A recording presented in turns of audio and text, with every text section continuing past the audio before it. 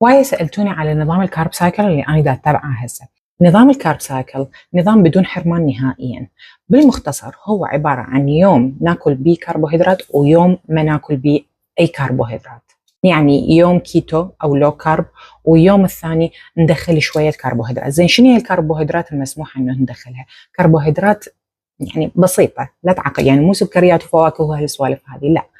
راح ندخل شوية رز، شوية شوفان، شوية يعني بوتيتا مثلا. بس اللي لازم تعرفوه على هذا النظام انه بايام الكارب العالي اللي ندخل بيها هاي النشويات والكربوهيدرات لازم نسوي تمارين مكثفة.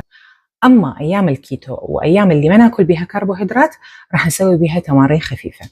وبالنهاية أنصح أي أحد يريد يدخل هذا النظام لازم تقرون عنه. أنا كلش أشجع عليه لأنه هو نظام بدون حرمان نهائيا. ما راح تحسون بتعب وما راح تحسون بالملل من نوعية الأكل، لأنه أكو تنوع، مو على شيء واحد كل يوميا.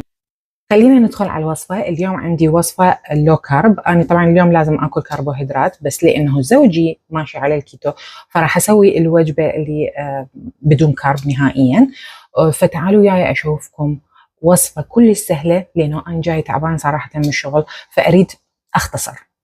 فتعالوا وياي أشوفكم هاي الوصفة. عندي هنا أنا ست البيت حبيبتي وحبيبتي الكل. راح أحط كوسة واحدة، بعد من غادي أسميها كوسة ما أسميها شجر. وبعدين راح احط شويه بروكلي. لا تخافون طعم البروكلي ما حيبين لانه انا ما اطيق طعمه، بس هاي الوصفه ما حيبين بها بس للفائده فقط راح نضيفها. وهذا اللي نريده. وهسه راح احط طماطه، راح احط وياها بهارات. شكلوا لي بهارات حسب ذوقكم، بس كثروا من عندها على من طعم البروكلي ما يبين. اي نوع بهارات حابين. شويه بودرة ثوم، بودرة بصل، ونرجع نخلطها.